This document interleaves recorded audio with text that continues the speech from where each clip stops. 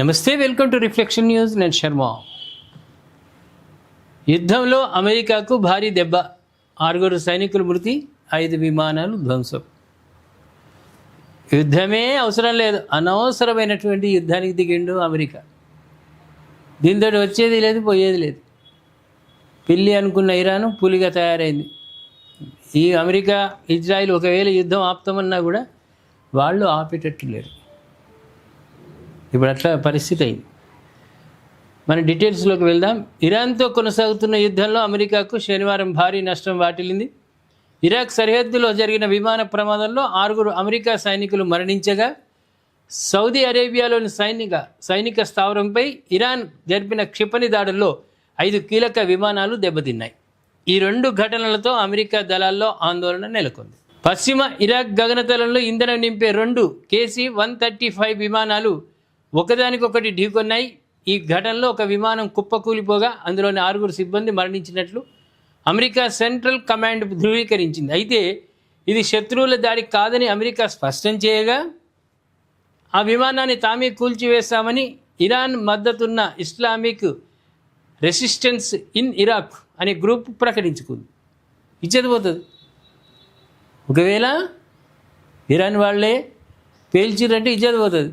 ఏం కాదు, 2 ఢీకొన్న దాంట్లో ఒకటి పూర్తిగా డ్యామేజ్ కూలిపోయింది. దాంట్లో ఉన్నటువంటి సైనికులు చనిపోయిందని అమెరికా ప్రకటన. వాళ్ళేమో ఇది మా విజయమే, మేమే పేల్చినామని ఇరాన్ మద్దతుదారులు ఇస్లామిక్ రెసిస్టెన్స్ ఇన్ ఇరాక్ వాళ్ళు ప్రకటించుకున్నారు. మరోవైపు సౌదీ అరేబియాలో ప్రిన్స్ సుల్తాన్ ఎయిర్ బేస్ను లక్ష్యంగా చేసుకొని ఇరాన్ క్షిపణులు ప్రయోగించింది. ఈ దాడిలో గాల్లోనే యుద్ధ విమానాలకు ఇంధనం నింపే 5 అమెరికా విమానాలు దెబ్బతిన్నాయి. గాలిలోనే యుద్ధం అవుతున్న సమయంలో పెట్రోలు అయిపోతే గాలిలోనే నింపడానికి సహకరించేటువంటి అంత టెక్నాలజీ ఉన్న విమానాలు ధ్వంసమైనవి 5. ఈ ఘటనలో ప్రాణ నష్టం జరగలేదని, దెబ్బతిన్న విమానాలకు మరమ్మతులు చేస్తున్నట్లు అధికారులు తెలిపారు. ఫిబ్రవరి 28న యుద్ధం మొదలైన నాటి నుంచి ఇప్పటివరకు మొత్తం 13 మంది అమెరికా సైనికులు ప్రాణాలు కోల్పోయారు.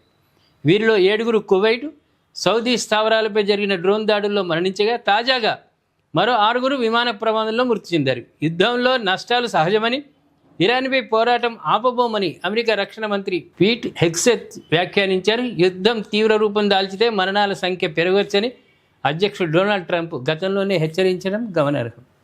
2 వైపులా మరణిస్తారు. ఇరాన్లో దగ్గర 1500-1600 మంది మరణించారు. అందులో కొందరు అమాయకులే మరణించారు ఈ యుద్ధం అన్నప్పుడు. కానీ ఇది దేశ సరిహద్దుల్లో యుద్ధం కాదు, దేశానికి ముప్పు ఉందని అమెరికా ముందుకొచ్చి చేసింది కాదు. అనవసరమైనటువంటి యుద్ధము. ఎదుటి శత్రువును తక్కువ అంచనా వేసి ఇజ్రాయిల్ అమెరికా ముందుకు పోవడం వల్ల తగిన శాస్తి అవుతున్నారు. రెండవది, సైనికులను కోల్పోవడం ఒక ఎత్తు అయితే, ఆర్థిక భారం అమెరికా మీద విపరీతంగా పడుతున్నది. ఒక్కరోజు యుద్ధానికే ₹1,000 కోట్ల ఖర్చు. అమెరికా అభివృద్ధి కోసం కాదు, కొత్త పథకాలు పెట్టింది కాదు, ఏం కాదు, పుట్టిగా వృధాగా. అక్కడ కూడా మన దగ్గర పెట్టినట్టు కొన్ని పెట్టేది ఉంటే రైతులకు ఇస్తున్నారు కదా, రైతు బీమా చేయడమో, లేకుంటే రైతుకు పంట కోసం అందించేటువంటి డబ్బును ఇవ్వడమో, లేకుంటే మహిళలకు అక్కడ కూడా ఫ్రీ బస్ ఇటువంటి పెట్టుకున్నా వాళ్ళకు కుజియాదురు ట్రంప్ సూపర్ అని.